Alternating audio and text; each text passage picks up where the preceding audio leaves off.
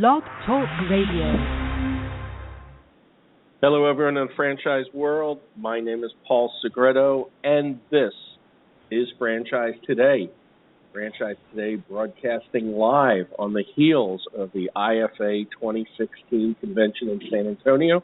And I'm joined by my guest, Stan Friedman from Atlanta, who just got in after attending the show. Yours truly here was not able to attend, so I'm really excited for Stan to give us a recap. Stan, how are you today?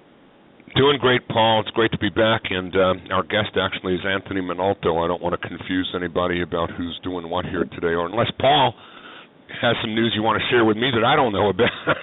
Maybe Anthony's the co-host and I'm the guest. Well, hey, Anthony's last name is Owen, not Minolto. You tried to make him Italian, didn't you? Did I do that? I mean, I'll tell you what, Paul, this has just been a whirlwind week. Got back into Atlanta, bounced our way into Atlanta through some of that weather and was covering over the southeast, and got in here late last night, but all wound up with so much excitement from this convention. This was a milestone convention for IFA, I think, in many different ways. There was a tremendous buzz, a positive buzz around the convention, and when you consider all of the things that are still confronting us that we talk about weekly here on the podcast, none of those things have gone away. But, you know, it's great when you get all the positive energy together that a convention, which is the largest in IFA's history, brings when you've got all that body of people and intellectual capital and shared visions, values, and ethics coming together to kind of drink from the well. I always look at the IFA convention a lot like IFA is the franchisor, and we all flip, whether you're a supplier or a franchisor or a franchisee, we all become like franchisees, and we join together to gain information from one another, to network with one another, to partake of all of the educational information that's shared, and of course to do the wonderful networking that we do in the exhibit hall and over dinner and drinks at the bar. This year was just an amazing amount of shift of gears, I think, in the way the mood felt. While we're still all confronted with all the things that are going on, we have new leadership, there's a really harmonic convergence in that leadership, in that Robert Crisante and his style, a lot different than his predecessor, and we miss Caldera. We say that all the time. He brought us what we needed when we needed it. And now we have Robert Crisante with a bit of a different cadence in how he approaches messaging and the messaging that's being delivered. And beside him is the incoming chair, Aziz Hashim, and what an eloquent acceptance of the gavel speech Aziz gave yesterday. So if I were to just recap on the front of the house, Paul, some of the high spots of this event, the convention opened with Stanley McChrystal, and what an incredible speaker this guy is. And you could hear a pin drop in that room. I mean, basically, his message was all about, people and getting the most out of people, and people are the most important part of any organization, whether it's military, whether it's private sector. He just broke it all down and was very quick to remind everyone that 2/3 of job growth in America is coming out of small business. We heard that from him. We heard from the new administrator of the SBA, Maria Contreras-Sweet, who, as a member of the Obama administration, still gets it when it comes to small business. She was very pro-small business, and she's a real advocate in support of small business, and I think that having her on the agenda, which seemed like a last-minute addition, she wasn't in the book, but I think that Mr. Crisante was able to secure her and the message that she brought, and what a positive note, and again, just a change or a shift in that here we have a cabinet member of the Obama administration delivering a positive message to the audience at IFA and getting a standing ovation for doing it, which I thought was not a bad start for his first few months in office for Mr. Crisante. We had some exciting news from the IFA Educational Foundation about their rebranding, and so they've got their own logo and a new name, and their name is the Franchise Education and Research Foundation. And what's being done there is Next Gen CFE, the Diversity Institute, VetFran, and Franchising Gives Back. All of the initiatives of the nonprofit portion of IFA are now being treated as branded units underneath the FERF umbrella. And so while the IFA on the IFA side is still doing political advocacy and government relations and pushing out all that needs to be done in support of those same initiatives, the aforementioned initiatives, the Educational Foundation is taking on maybe a softer feel toward the need to change the paradigm about what franchising is and to help create more understanding that franchising is a bunch of small businesses with local ownership underneath those big national branded names, and through initiatives like Franchising Gives Back and the other brands under the Educational Foundation, we're going to do a tremendous yeoman's job this year of helping people understand that franchising is business done locally by national brands. It's not national brands owning the business in your marketplace. And so Doc Cohn has taken the helm for another year to chair the Educational Foundation. John Reynolds and he are going to work together to raise lots of money on the nonprofit side of IFA and push initiatives such as Franchising Gives Back. And Rourke Capital right here in Atlanta, Paul, as announced in a press release this week, is accepting nominations for 2016 Franchising Gives Back for annual awards that are going to be offered at the FAN conference in September in Washington.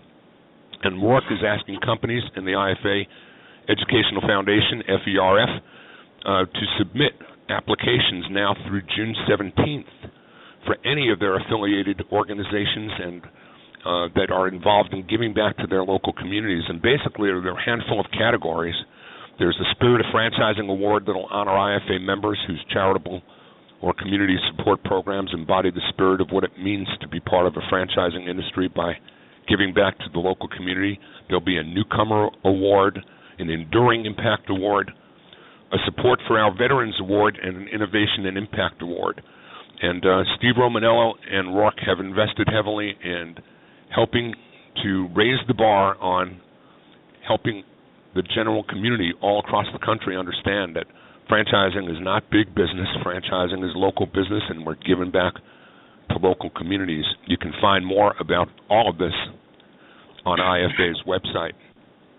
Paul, there were some really tremendous awards that we were proud to see given out. The founders of Little Caesars were given the Hall of Fame Award, Mike and Marion Illich, who have been so involved in franchising and have done so many great things in the city of Detroit and around the world with Little Caesars, were honored as well they should be.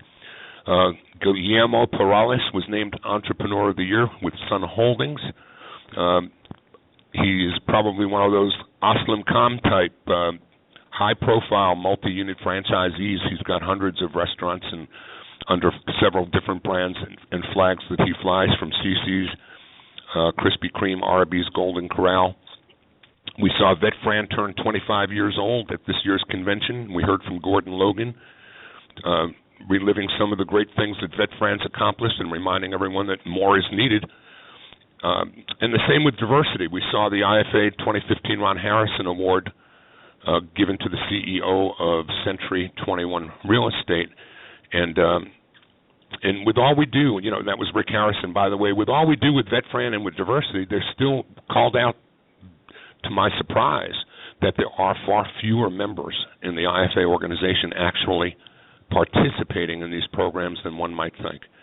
So out of 1,300 or 1,400 franchisor members, when you look for the active members that are participating in VetFran or DiversityFran, the number is somewhere around 100 or 200, hardly what you'd think would be involved and engaged. And we'd certainly love to encourage more engagement in both of these tremendous programs and helping veterans and those of diverse communities become more actively engaged in franchising.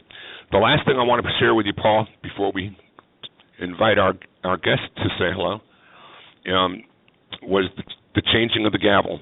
And, who could be better than Melanie Bergeron? I don't know who could be better, but who could be every bit as great is a tremendous guy that I've come to know and really appreciate a friendship with, and that's Aziz Hashim.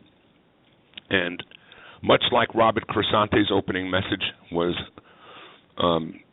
softer and just you felt a different cadence than we have in past years about his approach to leadership. So too was the case with Azim when he took the gavel from Melanie.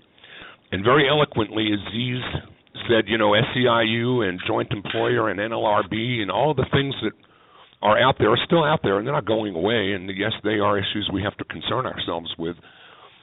But what Aziz pointed out, even more so than that, was that the real enemy is none of those things as compared to the real enemy being ignorance. And ignorance comes in many forms. He brought it all the way down to his own business, where he pays his employees with payroll checks that have a Popeyes brand on it. They think they work for Popeyes, that he has to do a better job even in his own units to educate his employees about who it is they work for. They work for him, not for Popeyes. And that this is pervasive at almost every level of consciousness, that people do not really understand what franchising is, what franchising does, and what franchising contributes to the economy. And so Aziz was very, very eloquent in talking about how it all starts with education and higher education and formalizing education. There aren't enough books in the marketplace written by experts or educators or people who have been formally trained in franchising. And he's taken it as part of his mantle this year to raise the bar on that. And in fact, he's joining us at KSU, Kennesaw State University, here on Friday morning, locally, to participate in an initiative that Tom Wood from Floor Coverings International has been at center stage in bringing a curriculum to Kennesaw State in entrepreneurship undergrad school at KSU that will be taught in 2016 as a minor, but offered in 2017 as a major. And so we need to be doing more of these things to help continue to churn and change the vision of people's perceptions that franchising is something different than local businesses living in and working in and creating jobs in and supporting the members of local communities all across the country, albeit representing national brands. These are local businesses, and that's the driving message that I think we're going to be pushing hard, and using social media and other platforms to help us bring that message to the marketplace. And I think that's my segue, Paul, to I could go on for days about this convention because it was just that fast-paced, and there were so many things to share and talk about. But I think we park it there for now, and we segue into a gentleman who was with us there at the convention, who is part of that digital world that we all live in, and I'm going to let you take it from there to introduce him. Well, that's very, very perfectly said, very eloquently said, everything about the event, Stan. I really appreciate that. I know our listeners appreciate that, and you certainly could hear the enthusiasm in your voice. I think it speaks loudly for this new, quote unquote, administration of the IFA. And yes, social media is definitely going to play a big role. In today's show, social media, the Unequivocal People's Channel, is something that our guest Anthony Owen had mentioned in an article he wrote for FranchiseExpo.com. And a quote from there he said was, "Driving social media can be a valuable investment of time. However, ensuring that you approach social media with the same level of rigor, control, and efficiency as you would traditional marketing is key. With the right preparation, tools, and evaluation, growing and protecting your brand and business on social media can be efficient, cost-effective, and successful." Anthony, welcome to Franchise Today. Yeah, thanks very much, Paul, and thanks for the intro, and thank you as well, Stan. It was, I have to say, I'm pretty new into the US franchising space, as most people can probably tell from my accent, but this is my third event, and as a business, we try to be very, very active in the franchise space here in the US, and participate in as much as we can. And this is the third conference I've done now, and I agree with you, Stan. I think it was probably one of the most active, busiest, and most from our point of view anyway, positive conferences with some awesome outcomes as a result. So I think all in all, these events are getting better and better. Certainly from my point of view, as we continue to go and participate. It's interesting. Social media, it seems, finally is coming to a head, or at least to the forefront in everybody's mind. It was interesting to me as I saw different Facebook posts in the memory section going back 6 or 7 years ago that I had written, almost to the point of expressing some concern and I guess concern in that people just weren't latching onto it. And yet, from what I've heard out of the event, is that franchise attitudes are definitely starting to change. Anthony, are you seeing that franchisors' attitudes towards social are changing versus a couple of years ago? Yeah, definitely. I think, if you look at the panel that, Ron Feldman pulled together, with myself and the guys from Fishman PR, Tudor Doctor and Painting with a Twist, I think it was a really good balanced panel, right, because it obviously involved a company like ours, but then went all the way through the PR, marketing and how to do it, and then some great examples of how, a couple of pretty well-known franchise systems are now really, adapting social media as a core communication channel, and how it's now, and they had some really good examples as how it was actually starting to drive revenue, demonstrating return on investment, and really clearly showing how the power of social media was working for them and could be translated into other franchise industry sector as well.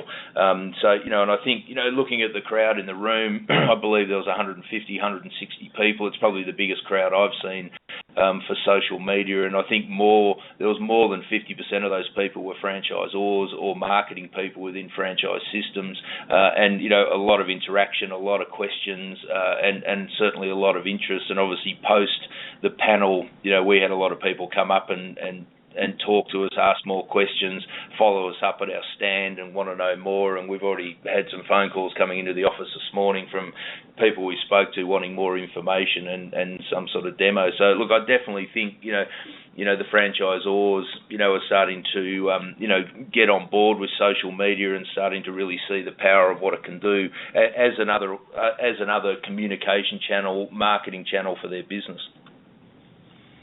Yeah, very well said. Do you still see some trepidation and some fear? I know it's easy to accept, but it doesn't always, squash the fears. Are you still hearing about some of the fears and trepidation? Yeah, you don't so much hear about fears anymore. I think the big challenge that particularly when you talk to some of the larger franchise systems, where the issue that they really face is that a lot of their franchisees have kind of got ahead of them a bit and built their own Facebook pages, their own Twitter accounts. They're already, managing and communicating with the communities around their business at a local level, and have really left the franchisor behind. And that's obviously created the problem where, the rigor that they have around every other aspect of their business that makes their franchise system so successful just isn't in place in the social media thing. And I think the bigger thing they're finding is not so much the fear. It's really like, okay, our franchisees are doing this now. They all seem to be pretty active in it. Now, how can we help them improve what we're doing? How can we support their initiatives at a local level? And how can we get better visibility around, the type of communities we've got? How big are they? How active are they? And what can we do to tap into the power of those communities, from a business point of view? So I think the questioning, I've certainly seen a shift away from the what if somebody says something bad about us on our Facebook page, that could damage the business, to, moving more towards, okay, how can we do this in a more efficient, smarter way? And it's been really nice to see that shift over the past couple of years. Well, Anthony, you set the table for my next question, because that's just exactly where I was going to go and ask. So how do you manage that? How does Minolta explain to the audience a bit about Minolta's role in social and what it is that you do to help franchisors fill that need? Sure. So what Minolta does is we're a software company, pure and simple. We don't, consult or do social media strategies, and I think it's always important to get that up front. But essentially, Minolta was built, exclusively for the franchise sector, the chain store sector, and organisations that operate very large, decentralised business systems. And Minolta allows these organisations to essentially cast a net around all of the social media assets, bring them all into a central dashboard, and then align their social media to all their existing, corporate marketing and communication rigor as well as the corporate structure. So they can filter their assets by, country, state, cluster, region, all the way down to the local level. They can filter them by, product or genre or however it is they want to do it in order to manage their social media assets properly. We offer them, some very granular user controls as well as a centralized image library that they can populate with pre-approved and pre-formatted video, text, audio and images, while at the same time allowing the local people to continue doing what they're doing at a local level. But one of the big advantages is that head office can then get an aggregated view of their analytics. They can get an aggregated view of the success of posts, what are working, what posts aren't working.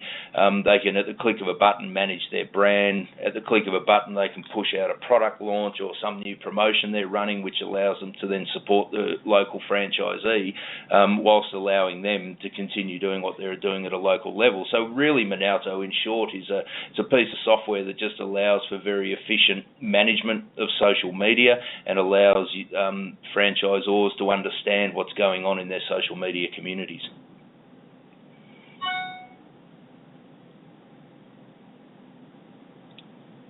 It's so many franchisors look at this as a way of either controlling or not controlling, messaging and what have you, and I think that's what, causes some trepidation. But like Stan had said about Aziz, about ignorance, it's certainly something that they shouldn't be ignorant of. They need to educate themselves and learn of. And I know, Stan, you and I have been talking with people about, NLRB and joint employer issues. And I know you have something to add with respect to that. Just a question that nags in the back of my mind, Anthony, is the more that franchisors do to provide for centralization, on one hand, they get attaboys for being responsible, terrific franchisors, continuing to bring great programs and make them available for their network of affiliated users all over the country as franchisees. And then on the other hand, it's those very wonderful things that they do that wind up getting them slapped for, see, there they are, they're joint employers, they're telling them what to do. How does that problem interface at all, and if at all, how do you circumvent those issues that franchisors may have that, it's just one more thing that we're doing that would be deemed to be too much control and therefore subject to further scrutiny for NLRB or joint employer? Do you hear any of that? And if so, how do you allay those concerns so members of this audience that think that might be a problem for them don't have to worry about it? Yeah, you do come across it, and I have to say I find it curious. Is probably the best way to describe it. I mean, and there's this is probably a whole topic on its own, Stan, as you'd appreciate, around this sort of stuff. I mean, I look at it as, if you look at the way, when if I'm somebody who wants to buy a franchise, right, I'm buying it. Why am I buying it? For a range of reasons, right? I like the product. It's got a really strong brand. It's got a support network. The franchisor's active. It's all of those type of things. So I kind of buy this business in a box. And in that box comes my uniforms, my product, my brand guidelines, a website, email addresses, and obviously that franchisee's intention is to leverage off the strength of that brand. Right, so, and social media, for a whole range of reasons, just fell outside of that box. I think probably just because of the pace, the uptake on particularly Facebook business pages, just sort of, moved along and the franchisees jumped ahead of it. But I just don't see why it's any different to everything else that goes on when I buy a franchise. I mean, to me, from a franchise or point of view, it should be a value add that comes as a part of the purchasing of a franchise, right, system, and go, by the way, here's your Facebook page, here's your Twitter account.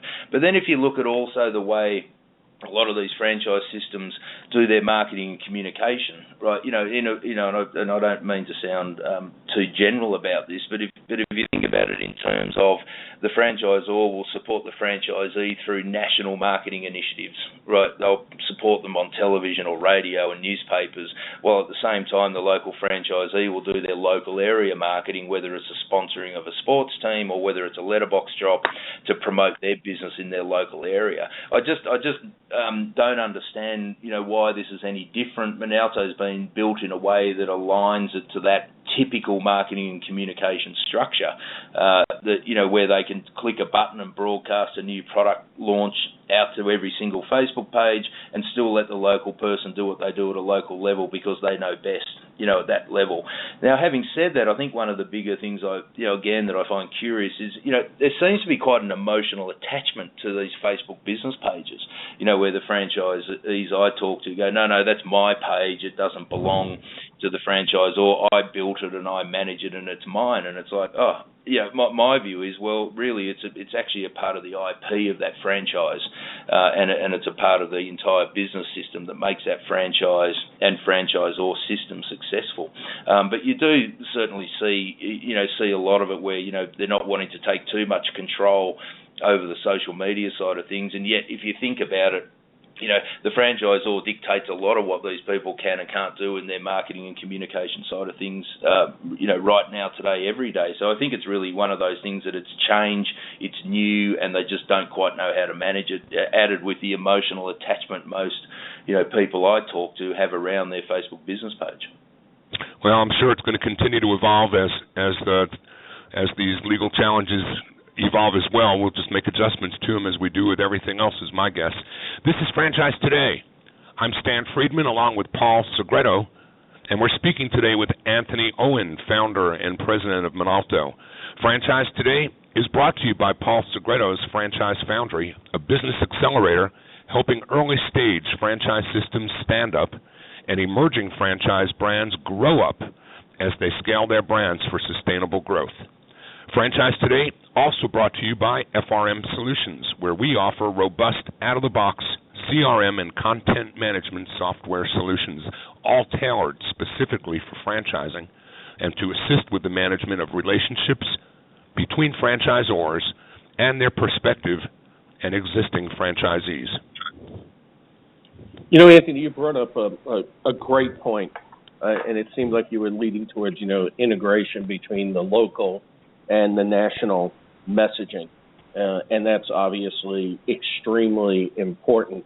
It also gives a bit of uniqueness, obviously, to the local pages, and not every local page would look the same because there would be some specific local messaging on there. But you also mentioned about how some franchisees, have this, proprietary type control over their local page. And I think that all comes down to, the relationship between franchisee and franchisor and everybody being on the same page. But one of the key points that you brought out that I think lends to this are the franchisees that got there first, so to speak, because there are some and doing it quite well. So to that end, what recommendations or suggestions or advice would you give to franchisors that are really taking this leap into social media, new focus into social media, but have franchisees that in essence got there first? Yeah, it's a difficult one because with all the systems and companies that we're talking to, there's a real it varies so much around their approach, and particularly the reaction that the franchisees have towards what the franchisors got to do. And I think it comes back to the point I think Stan was making about one of the keynotes around it's education.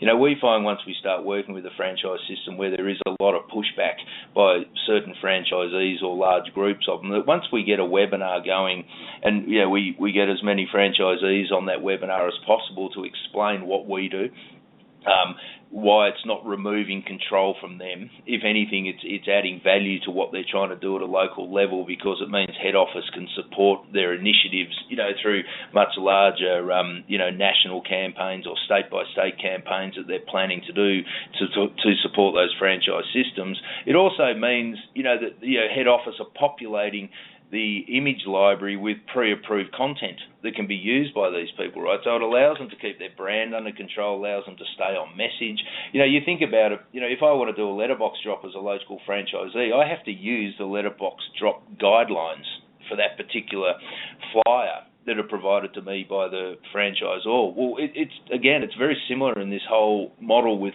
using a tool like Minalto, where, go ahead and do it, you're doing it at a local level, and by the way, here's some pre-approved materials and videos you can use, here's some post templates that we've already built that you can just at the click of a button use and push out to your local community, right? But again, to me, it just seems to be an education thing. We find we turn most franchisees around fairly quickly once we've had a very thorough conversation with them and giving them a much deeper understanding of why this is beneficial and how it will work in their favour.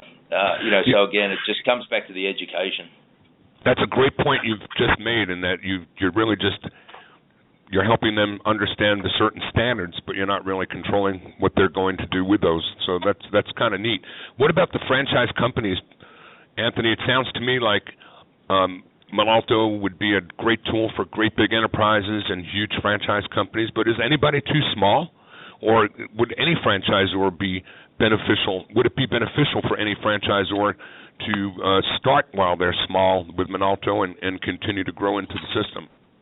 Yeah, look, I don't. There's certainly no franchise that's too small to come onto the system. I mean, again, even if you've only got 5 Facebook pages, 5 Twitter accounts, and an Instagram account, and you're trying to manage it all, there's still a process of logging in, logging out, logging in, logging out to the different platforms to try and get the same message pushed out.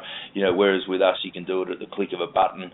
So I don't think it's about size when it comes to us. I mean, we can manage. We've got systems as small as 10, 12 units, and we've got other systems with multiple thousand Facebook pages running, and then obviously everything in between on that. So I don't think. I think Painting with a Twist were a very good example of it, where Renee went out and she's pre-registered all the Facebook pages. She's populated Facebook pages before they open a new franchise. They start a very active social media marketing campaign around that Facebook page in order to drive interest and excitement and those type of things. And I think she's a very good example of someone that started getting control of all of this social media at a very early stage. And she's upwards now just shy of 300 franchise systems, and the control and the elements that she's built to manage that effectively and efficiently are a really great example of how tools like Minalto can help these businesses grow into social media and maintain control of them. Because there's all the risk elements around it as well. It's worth a small franchise system who's rolling out 1, 10 or 50 units a month to pre-register those Facebook pages and Twitter accounts, right? Because anyone else can go and do it, right? And there's nothing that business can do to stop it. So I think getting ahead of the curve is very, very important. For the franchise systems where their franchisees have already gone ahead of them, it's about them trying to, not so much get control is probably the wrong word, but to work out how to do it more efficiently and more effectively and support those local initiatives. So they're playing a bit of catch up. And it's a very simple process to, get back on top of the curve and slightly ahead of it for these franchisors, once they make a decision to use a tool like Minalto to get some elements of control and efficiency in. I think you hit it on the head when you were talking about how franchisors, when a franchisee comes on board, basically is giving them, a business in a box, their franchise in a box. And all too many franchise organizations are not considering proactively, and I think that's the key word here, proactively, they're not considering, social media as part of that franchise in a box. And I love the your statement about, what Painting in a Twist is doing by getting ahead of the curve. Because, not only is it important in my mind to get it ahead of the curve and start securing those pages, but it can be done from a proactive standpoint from franchise development efforts to use that in your franchise candidate messaging almost ahead of getting into that market, as a way of people being able to see that you are coming to that market. And I know back in the early days when B.J. Emerson was at Tasty Delight, they did that tremendously by announcing ahead of time that they were coming into a market, and they were using hashtags, and they were identifying the market and starting to put up Facebook pages in order to get people to basically say, hey, I want that. No different than a construction site that has a coming soon XYZ franchise for information, contact us. I think it's great from a proactive standpoint as well. Yeah, I think the other thing to consider, and I have to say it's one of probably the single most surprising aspect of social media for me, which was really the basis of what Minalto sort of was built on 4 years or so ago, is brand management. And it doesn't matter if you're looking at a Unilever, a Procter & Gamble, McDonald's, FedEx, all the way down to a small franchise system. The lack of brand controls and consistent messaging that's going on out there, it's one of the things that really surprises me, right? Because, as I used in the panel presentation, the example, right, if I see the FedEx van come up my driveway and the FedEx guy knocks on my door, I'm happy for my 8-year-old daughter to go and answer it because I know it's FedEx. And I know it's FedEx because the trucks are all the same, the brand's consistent, the guy's in the same uniform every time, and and if I walk into a Hilton hotel, I know it's the Hilton because I know the brand, I know the uniforms, and right. But if I go to a Hilton Facebook page or a FedEx Facebook page where the logo's wrong, right, and the messaging, I saw an ad about a deal at the Hilton Miami, and there, and I thought, well, that's pretty interesting. I found it on their Facebook page, and I want to purchase it. But because the logos are all wrong and the branding's not on the branding's out of sync with everything else that they do, I hesitate because I don't know if I'm dealing with a real Hilton, right, or whether it's some dodgy page that's been set up, right? And so why am I going to transact and communicate on a Hilton Facebook page or a Carl's Jr. Facebook page or a FedEx Facebook page if I'm not confident that the brand, that it's a real page, right? And the reason I doubt whether it's a real page is because the brand consistency doesn't exist. And yet, whether I'm talking to a small franchise system or some very large franchise systems, right, they just, I don't know, it just astounds me that these very, very strong brands and very successful businesses allow this type of thing to go on, right? And it's one thing I can just never get my head around. I thought I'd flag it, but I think that's a starting point, right? Sure. I mean, it's like somebody getting an email and it looks like a legitimate email, and if they would just take a glance at the email address and see that it's not thebrand.com, they immediately know that this is an illicit email and somebody's just representing themselves as anything but the brand. But I think in reverse too, Paul. We're talking about it from the Zor side and from the power of the equity of the brand, and think about it. If you were to board an airplane and get on a Delta jet, and the captain is standing at the cockpit door as you're getting on the plane, and he's in a pair of shorts, he's got a 3-day-old beard, and he's in a T-shirt, are you going to get on that plane and fly it? Heck no. And you're on the right plane, but it's still not. It's going to wake you up as a consumer to the fact that you know what that brand's message is, and this is not consistent with it, it's going to push you away. And if all these franchisees do what they do with thinking it's the right thing or thinking it's an okay thing, the power of that brand is so much stronger than, I've said so many times as a joke, if you put a Neiman Marcus sign over a Walmart store, how many steps into that store would you need to take before you knew you're not in the right place? I 100% agree. I mean, you think about it. If you buy a franchise, right, and I've just bought a new franchise, there's no way the franchisor is going to let me open that store unless I've got the right uniform on. Imagine buying, opening up an H&R Block store, for example, and then deciding you're going to sell hot dogs. as well, right? They're just not going to let you do it. They're not going to, you have to wear the uniform, you have to have this point of sale, you have to have this on the front of the shop. There's all these rules that are built around it, and yet, it's 100% overlooked at this point in time. In the social media side of things, and that's always the bit, I might sound a bit frustrated by it, but I guess I find it, just astounding. I mean, FRM all have the same business cards, Franchise Foundry all have the same business cards, and everything's look and feel, and we're not franchises. Every franchise system's as consistent and as, rigorous as to what's in that box and what you can and can't do, and yet this, social media, as we've talked about, is falling outside of that, but there just doesn't seem to be any urgency to get that brand and messaging under control, yet they spend so much money in traditional marketing and communication to make sure it is on message all day, every day. Absolutely spot on. I definitely agree, and as much as I'm in social media, I obviously have a passion for this. And we've seen, some shift over the last couple of years, where the big buzz is content. And, of course, we talk about uniformity in logo, uniformity in trademark, uniformity in trade dress. And there's so many nowadays that, are not looking at content and uniform type messages and how it's being conveyed. So how is content marketing as well as other type of content messages out there, how can it be utilized for the power that it is, through social media, and why should it come through social media? Well, a lot of people talk about all of these sort of things like Facebook and Twitter being disruptive, and I have a very different view of that. I don't see them as disrupting anything, frankly.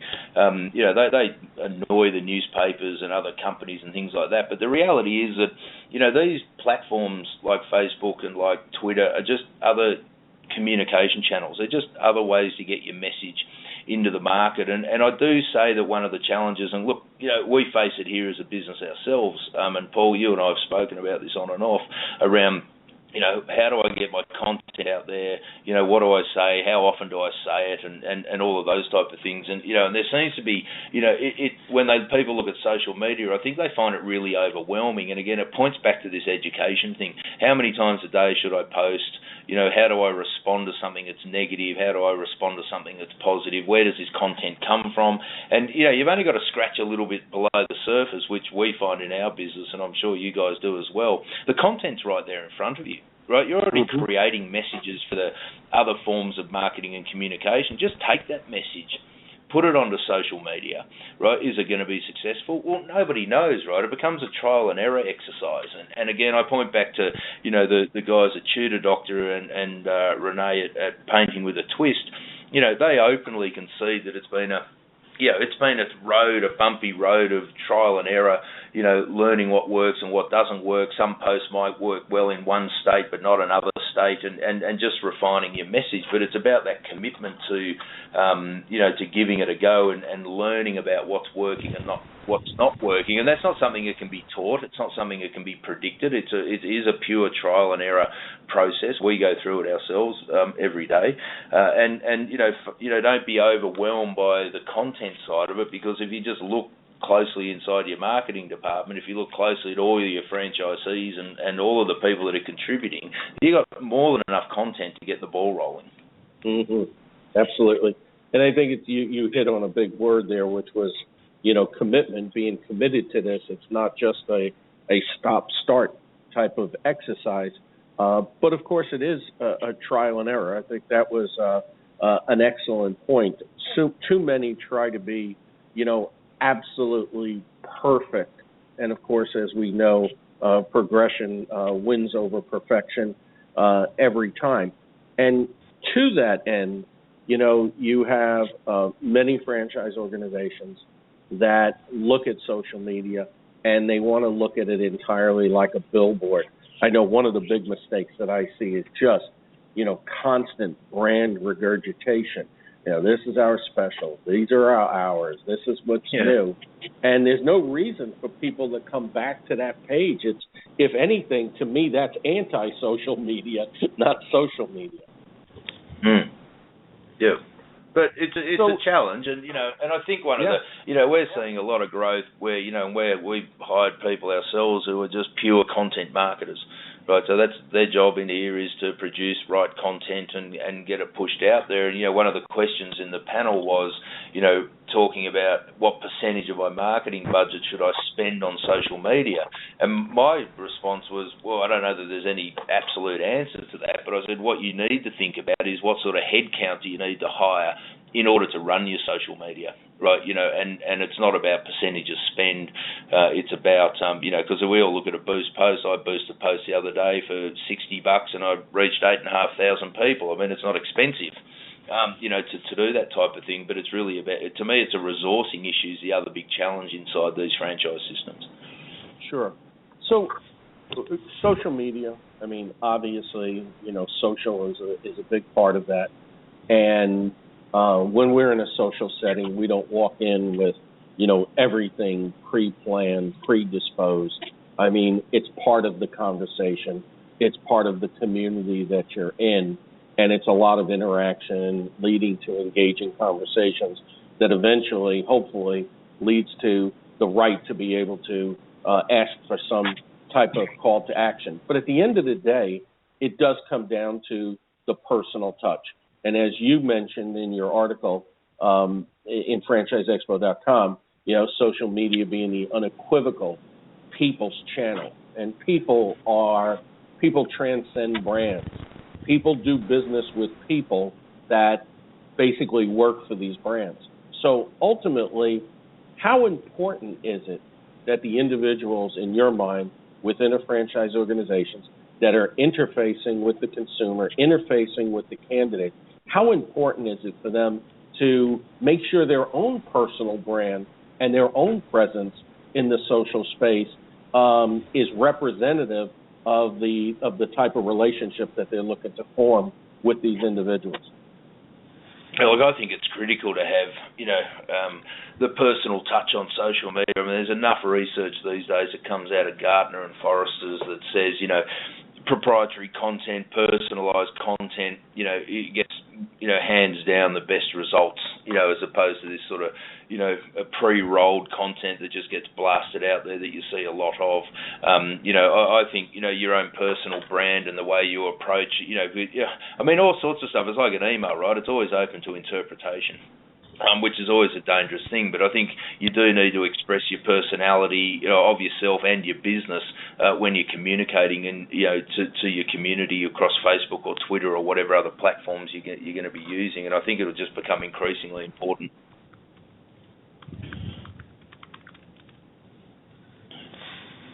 So, Anthony, how would you suggest franchisors that want to learn more about this begin? What's their first quest? Because I think social is a place that even franchisors that might be interested in toeing in are a little intimidated themselves. I don't think that there are as many people who live and breathe in this domain like Paul and you do. I think that as individuals there are a great many of us that do, but I'm almost of the mind to believe that there are far too many C-suite type executives of brands out there that just didn't grow up in social and quite don't understand it yet either, and maybe avoidance is easier for them than diving into the pool. So how do you make somebody in that kind of position more comfortable with, people tend to not want to be feeling stupid. It's easier to avoid it than to be making myself look a fool. How do you approach that CEO and help him get started in a non-threatening, non-intimidating kind of a way? I might build a rod for my back with this comment. Look, I think it's twofold, frankly. I think, guys, companies like Monalto and Paul and his organisation, and I know Paul does a lot more of it than I do, but, we probably need to pull our fingers out a bit and run a lot more webinars and other sort of high-level training sessions and Q&A sessions that people can dial into, and start to ask those questions. They can ring me or any of my people directly and have that conversation. But the other side of it, of course, and we do get a lot of this, is, call us and, bring on 20, 30, 50, 100 Facebook pages and Twitter accounts into a Minalto tool, a no obligation sort of thing, and we offer this to everybody. So this is just not something for this show, and see what it's all about. I think people will get quite surprised by the amount of activity and the size of the communities that we got a small client in Australia. 32 Facebook pages on the system. She's averaging 180,000 Facebook page views a week, just on 32 pages. Right, it's a big number. You go to the other end of the spectrum of one of our bigger media clients, right, and they consistently average over 200 million Facebook page views a week. Now, until they aggregated all of their social media assets into Minalto, they had no clue, right, that the numbers were that big, right? And I think that's one of the things that, some of these even I get surprised by some of the smaller ones, right, how much traffic there is going across those Facebook pages and how they're not tapping into it. Right, so from my point of view, it's like, as a business, we probably need to do more around education and have webinars and open those type of things up and offer that, that environment, where people can feel free to come in and listen and learn. Ring us. Happy to always talk to people and see what I can do to, overcome some of the issues, fears, questions, and those other obstacles that they may have in their minds about the management of social media. But I always say best of all is just get on and give it a go, and get your hands dirty. Well, why don't you tell the audience how they can get in touch with you, Anthony, as we get to the place where we're going to have to call it a wrap here pretty quickly, but don't want to let the audience get away before you've told them how they can find you. Sure. No, thanks for that, Stan. So, my email address is just anthony.owen@minalto.com. Mobile phone number 310-266-8874.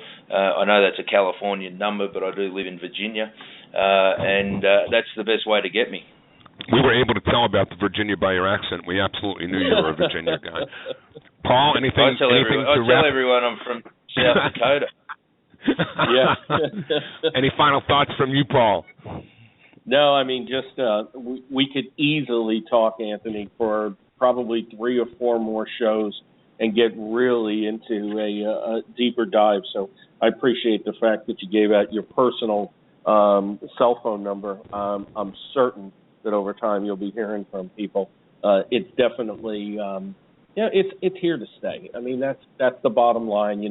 As I said at the beginning of the show, I was looking at some of the things that pop up in memories from 7 years ago that I posted. And even then I had said, do you still think social media is a fad? And yet there are still some people that say, I think that's all going to go away. I said, 1 billion users on Facebook, hundreds of millions on other places, and we're still thinking it's a fad? Come on. I almost feel like Donald Trump. My hands are going out like, hey, you still think this? Anyway, you haven't experienced yet my Donald Trump and Stan's Bernie Sanders. We'll leave that for another day and a cold bottle of beer. Maybe we'll do another program in character, Paul. What do you think? Yeah, there you go. Anthony, I really appreciate you being a guest on the show. I know it's got to be you have to have quite a busy schedule, having spent 5 days out of the office. Might have felt like 5 years, of course, coming out of the San Antonio event of the IFA 2016. So I greatly appreciate you taking the time out today to be with us.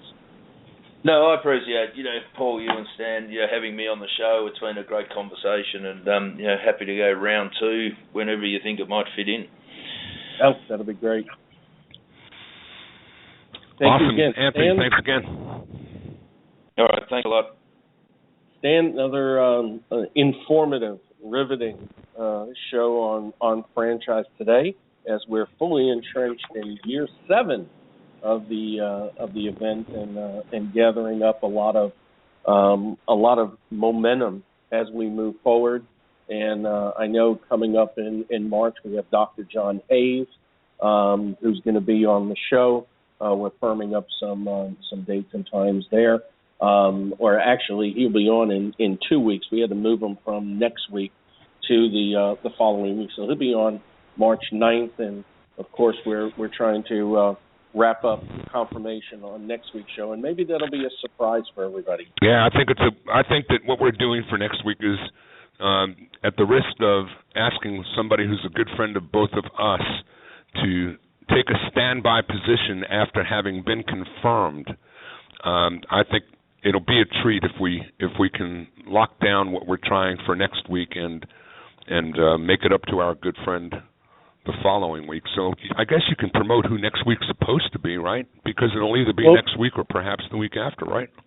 Yeah, Lonnie Helgerson has agreed to step into next week and is confirmed, and I've yet to come back with Lonnie and tell them that we are waiting on confirmation on somebody else. So, but I'm sure Lonnie will be happy to move into the week afterwards. He's a returning guest to the show, and it's great to see Lonnie back into the franchise world. He kind of took a little bit of hiatus to take care of some parental business, and as we know, family definitely is a priority. But I got to tell you, rejoining conversation with Lonnie and talking about his book, 5 Pennies, 10 Rules to Successfully Build a Franchise Mega Brand and Maximize System Profits, has just been some enlightening conversations. I do keep the book on my desk because it's one of the better books, I believe, in franchising. And then, of course, we'll be talking to John Hayes about, his books and all that he's doing. But, again, as soon as we know about next week, we will introduce it, and hopefully everybody will be as excited. I know everybody will be as excited as we are once we get that confirmation. Awesome. All right, Paul. Again, a great week. Sorry I missed you at IFA. If for whatever it's worth to you, I've got about 4 pages of names of people that I was going to look for that were there and I didn't see. And that's, again, it's one of those deals when you've got convention in a city like San Antonio, or as was the case in New Orleans, when we're in a convention center with a half dozen hotels wrapped around it, and everybody off to dinner and then not coming back to one central place in the evening, makes it a little harder to catch up with people that you're looking for. So this was one of those years, but we're back in Vegas next year, so hopefully everybody will be kind of centrally housed at Mandalay, and at least if we all go off to dinner in different directions, we might just find ourselves back together in the bar or in the casino, and those Vegas years, for all the walking that we have to do, as we have at MGM Grand for years, it is great, though, to have everybody more centrally housed so that the opportunity to feel the community of franchising is a little bit more in our favor in cities like Vegas. Yep, absolutely.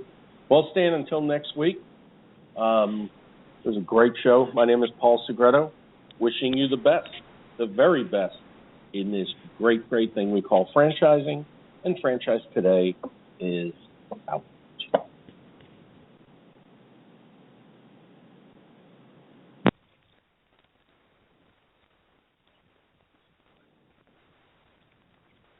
When you're part of a military family, you understand sacrifice and support. At American Public University, we honor your dedication by extending our military tuition savings to your extended family. Parents, spouses, legal partners, siblings, and dependents all qualify for APU's preferred military rate of just $250 per credit hour for undergraduate and master's level programs. American Public University. Value for the whole family. Learn more at apu.apus.edu/military.